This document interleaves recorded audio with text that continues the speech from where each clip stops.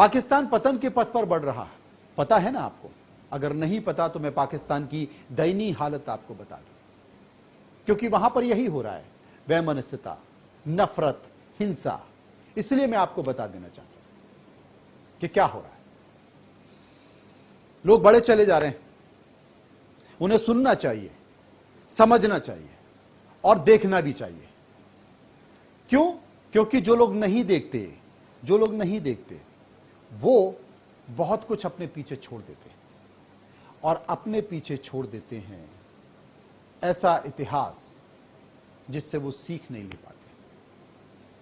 तो पाकिस्तान का मैं जिक्र कर रहा था, और पाकिस्तान का जब मैं जिक्र कर रहा था तो उसे समझने की जरूरत इसलिए है क्योंकि पाकिस्तान निचले पायदान पर पहुंच गया है। डॉलर की बढ़ती कीमत साफ सिग्नल दे रही है कि पाकिस्तान का बंटादार होना अब तय है। मुल्क की किस्मत में दिवालियापन की इबारत लिखी जा चुकी है। चीन, सऊदी अरब से लेकर वर्ल्ड बैंक तक ने हाथ पीछे खींच लिए है। महंगाई 7वें आसमान पर है। ऐसे बुरे हालत में पाकिस्तानी रुपया गोते लगा रहा है और रिकॉर्ड निचले स्तर पर पहुंच चुका है।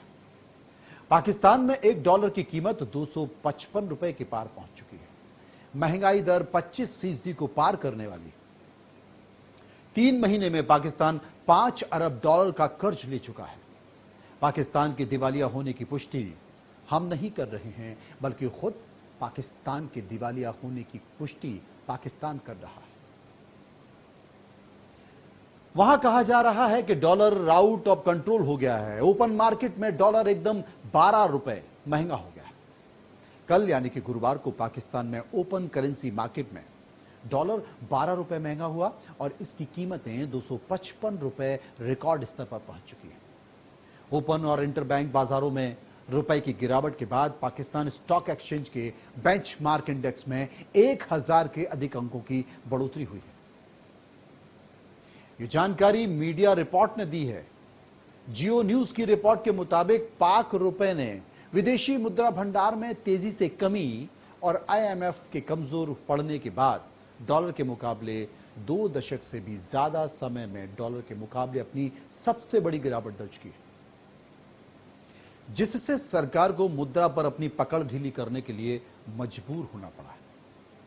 आईएमएफ की शर्त के तहत रुपया डॉलर विनिमय दर पर अपना नियंत्रण समाप्त करने से सरकार के फैसले के बाद पाकिस्तानी मुद्रा 9.61% या फिर 24.5 रुपए की गिरावट के साथ अमेरिकी डॉलर के मुकाबले 255.43 रुपए के रिकॉर्ड निचले स्तर पर आ गया है। 9% से अधिक की गिरावट 30 अक्टूबर 1999 के बाद से सबसे ज्यादा थी। अब पाकिस्तान करेंसी 9.4% गिर गई है।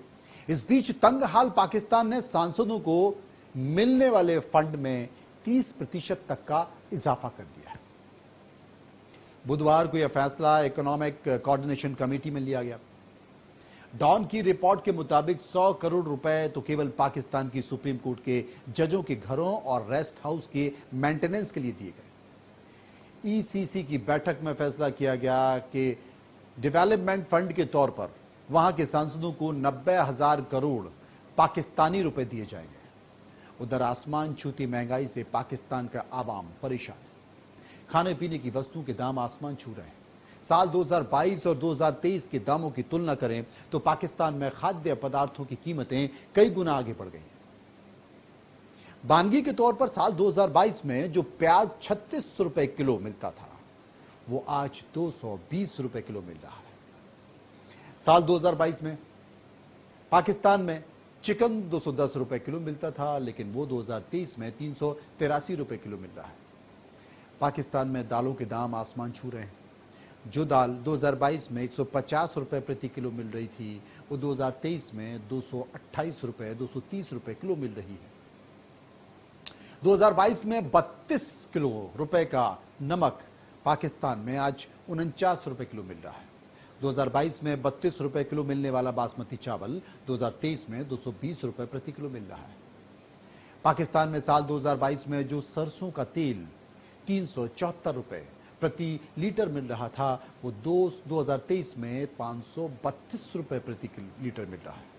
65 रुपए का पैकेट जो मिलता है ब्रेड का, वो 89 रुपए का मिल रहा है। दूध की बात करते हैं, वो कितना ज़रूरी है हमारे आपके बच्चों के लिए। साल 2022 में 114 रुपए प्रति लीटर मिलने वाला दूध 2023 में 149 रुपए प्रति लीटर पाकिस्तान में मिल रहा है। अब ऐसे में परेशान आवाम अपने मुल्क के हुक्मरानों को नालायक करार दे रही है।